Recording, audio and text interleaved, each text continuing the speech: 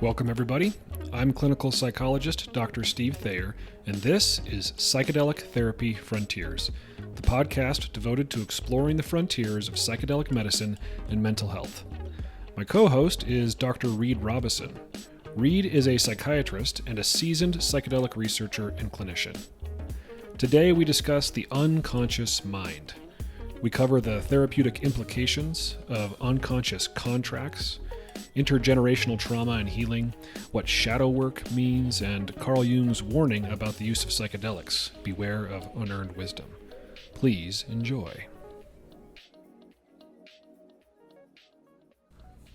Okay, Steve, it's good to be here with you and talk about the unconscious. Yeah. What's the first thing that comes to mind in your practice when we talk about the unconscious or shadow work? Spooky stuff. Yeah. When I think of the unconscious, I think of, this is the realm that all the psychoanalysts were dealing in, Freud and Jung and Adler, and it doesn't lend itself really well to empirical research because we don't have a ton of access to it. And it's like this place where our id is supposed to reside, all the things about us that we don't want to admit to ourselves or that drive our insecurities. So there's like a mystery to it that's sort of spooky. The unseen world, the skeletons in the closet, Yeah. but basically everything we can't see, our blind spots. And probably the reason Ram Dass got kicked out of Harvard back in the day of talking too much about the unseen, the stuff that we've yet to fully characterize or grasp, although we seem to be getting better at that in recent years, right?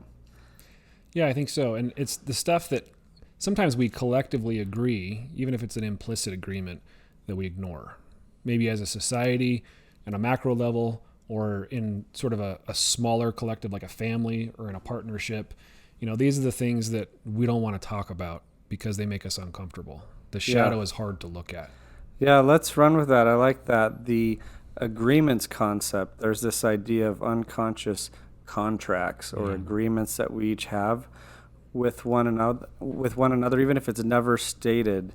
And in our work, you can see how healing is sometimes quite disruptive, or it can be, especially if you don't navigate those unspoken agreements we have with our tribe. Right. As you begin to develop as a human or grow into your true self, some of the ways you show up might be uncomfortable for others if you don't give them a heads up, right? Yeah.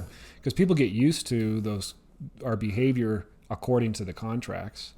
And so if we're going to heal, and maybe for us healing means I'm going to make some changes that go against the quote unquote contract, it's going to make other people uncomfortable and maybe throws up into their consciousness what's been residing in the unconscious. And so it's disruptive to the relationship, I guess, in that sense. And so what to do about it? I guess one approach is have that conversation, even if it might feel awkward, but it's so helpful in preventing some of the rumble, some of the disruptive shakeup that might occur, like sitting down and say, hey, Mom, I love you so much. I've been doing this work in therapy and I've been learning some things. I don't always tell the truth about how I feel or what I think.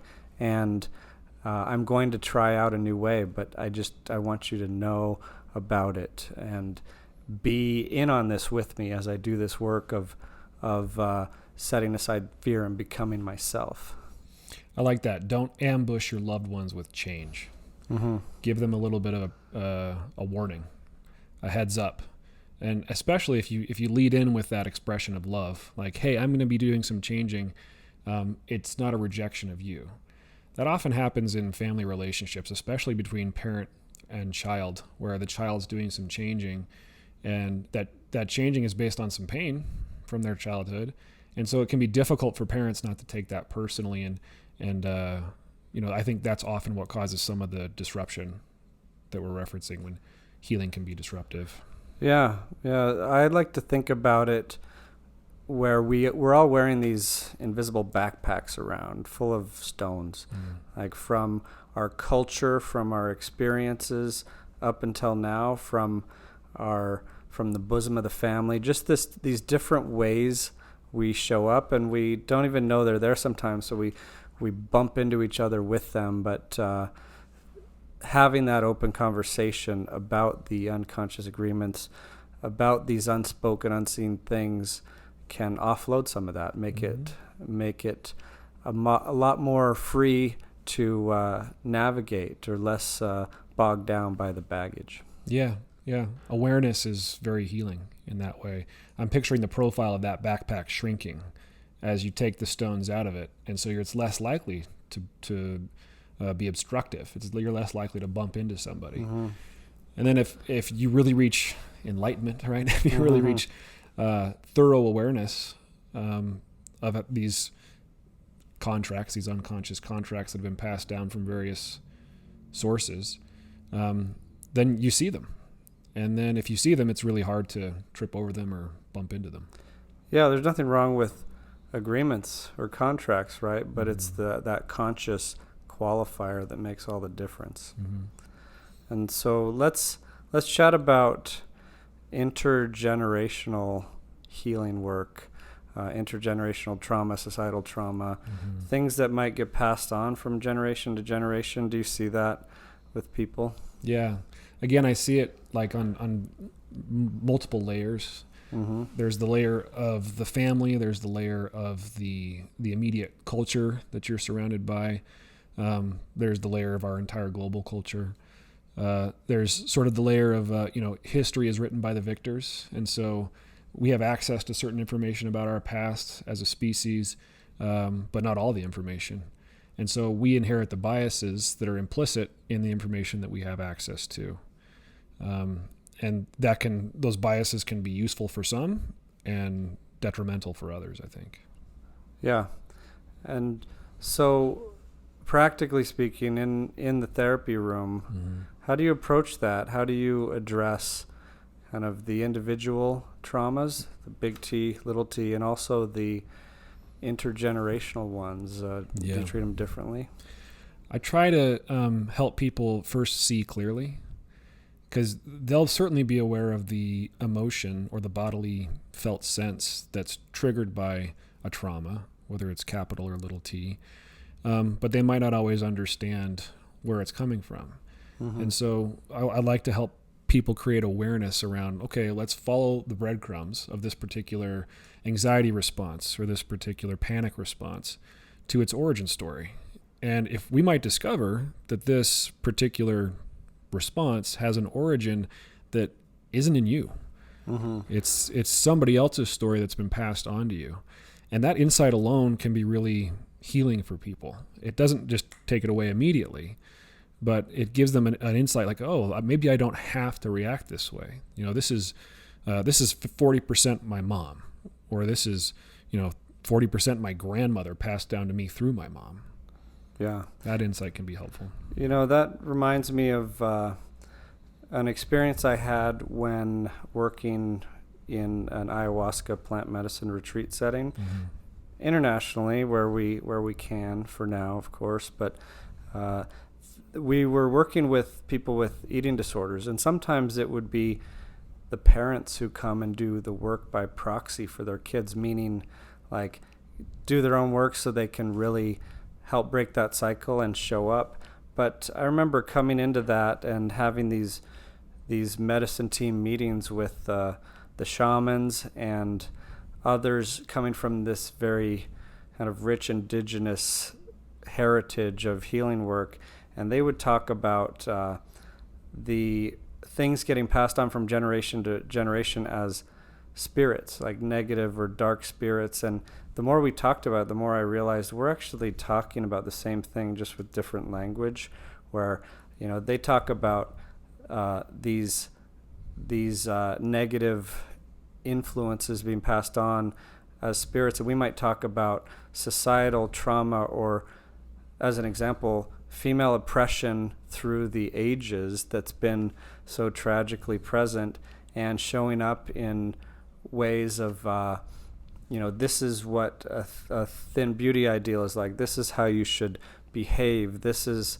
what you should and shouldn't do. Mm-hmm. And that becomes extreme, that leads to a lot of suffering, a lot of kind of repressed feelings, a lot of guilt and shame, and unfair treatment showing up in all sorts of different conditions, whether it's trauma-related disorders, eating disorders, etc. Right. Yeah, I think, it's just, as you say, a thing by a different name. A spirit being possessed by an evil spirit that's making you behave in ways that are destructive, either to yourself or another. We might call that a core unconscious belief, or a negative internalized schema or something like that. Yeah. Are fancy words. There's an analogy I like that it's by a gentleman by the name of Shinzen Jung. Have you read The Science of Enlightenment? Mm-mm. In that book, I like it a lot. He's a very kind of scientific, mathematically minded Buddhist teacher. And he used this analogy of consciousness is like a 3-layered cake. And ordinary life, we're walking around on the icing layer where, this reality, this illusion, whatever you want to call it, is our conscious waking life. As you start to do the work, whether it's in a deep dive in therapy or psychedelic-assisted psychotherapy especially, that next layer under the surface is like, it can either be like a distracting circus or it could be skeletons in the closet, like previously unaddressed issues, traumas, unfelt feelings, unshed tears, and on the other end, it could be like spiritual materialism, or wow, look at this is so fascinating.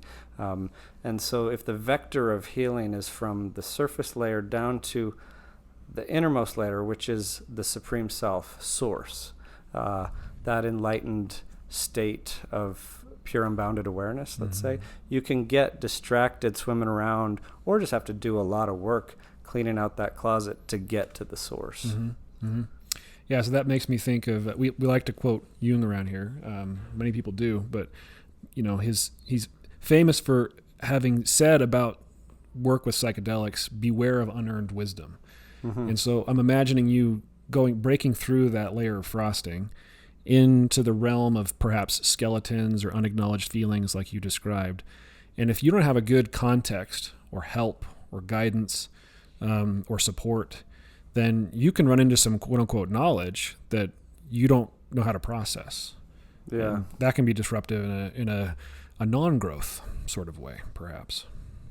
Yeah, it reminds me of when we enter a course of therapy with someone, whether it's with psychedelics or not.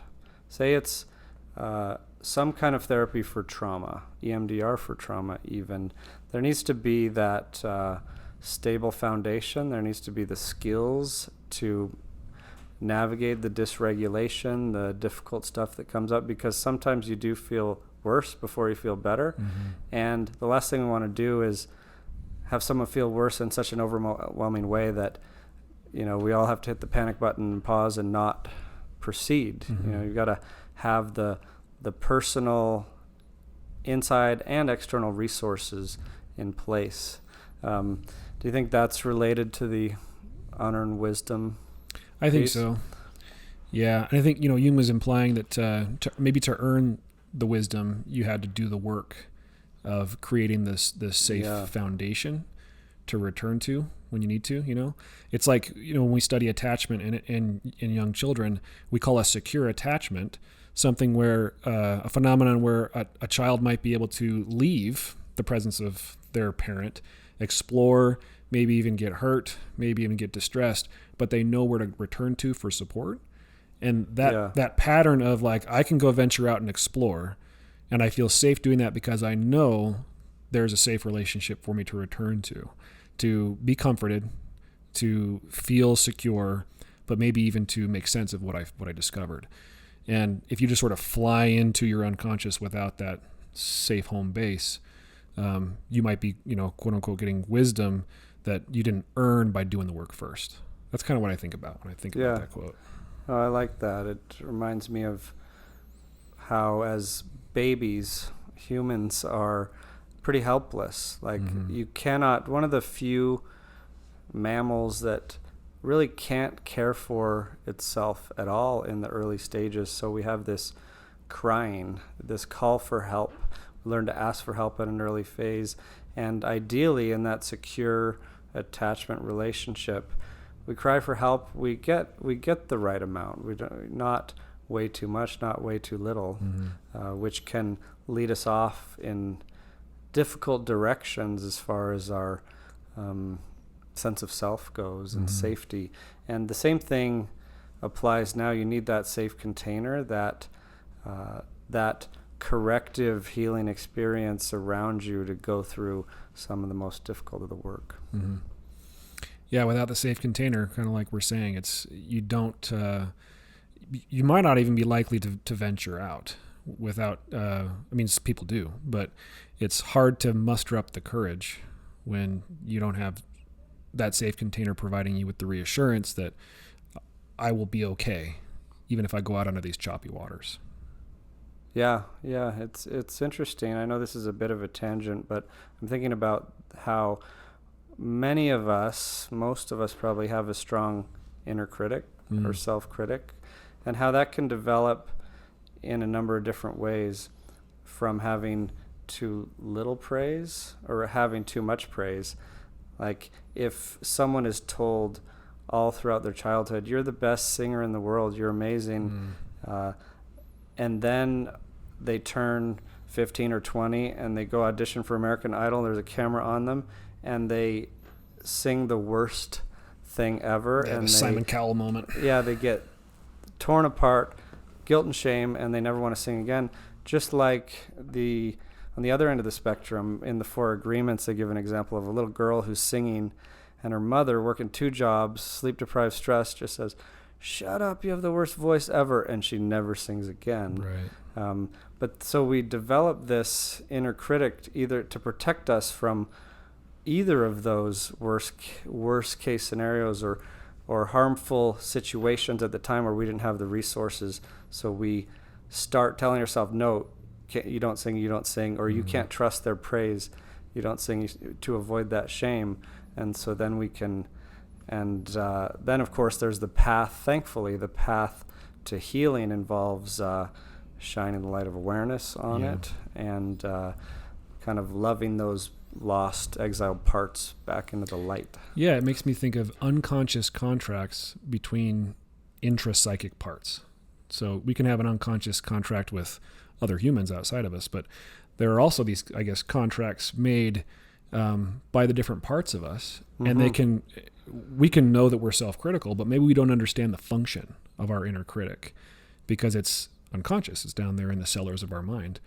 And so, we never sing again, in part because that we don't want to be wounded again. We don't want to be hurt again in the way that we were back then when we were initially criticized. And then that sort of mutates. And as an adult, it's not super useful anymore, but it remains. And so I like the way you described it, shining the light of awareness on that inner critic, why that critic is functional, why it persists, showing it the qualities of the higher self, right? Showing it love, compassion, understanding, curiosity, allowing it to heal, bringing it out of exile and integrating it into the self is, I think, something that psychotherapy is really good at doing, but psychotherapy enhanced by psychedelics for sure is really good at doing. Oh, I like how the MAPS MDMA therapist manual talks about that. If someone's going into parts work, you guide them there, you go there with them, or other approaches like Internal Family Systems by Dick Schwartz talks about this idea of, a conference table in your mind where all these different parts of ourselves exist, and we have, the true self, like you mentioned, but there are also these protectors like managers, firefighters, day-to-day busyness. They distract us from feeling the uncomfortable things. Firefighters protect those core wounds where if someone's going to touch a big button, they're going to blast it with a fire hose the minute it comes too close. And we may have no idea initially what's going on, that there is this deep wounded inner child, and there are protectors doing the best they can to protect us from such a deep painful thing, but we may not need them anymore. Right. And that's where the awareness comes in, right? Yeah, I like the IFS model because I think it helps people make sense of their own behavior that doesn't make sense to them. I know a lot of my clients, and I have this experience myself, will say, yeah, I keep doing this thing. I keep following this pattern, and I don't know why I do it. Yeah. Why would I keep doing something that is obviously destructive? It's obviously causing me distress. Why would I keep doing it if I don't want to do it, and I don't understand why I do it? So I think the IFS model does a good job of showing why those things persist. It's like these, as I was saying, these contracts between parts that have descended into the unconscious, and it's like Jung also said that unless you make the unconscious conscious, it'll dictate your life, and you'll call it fate. Yeah, I love that quote. Well, this has been great, Steve. Yeah. Thanks for chatting with me, brainstorming about the unconscious. I love it. Okay. Thank you for joining us today.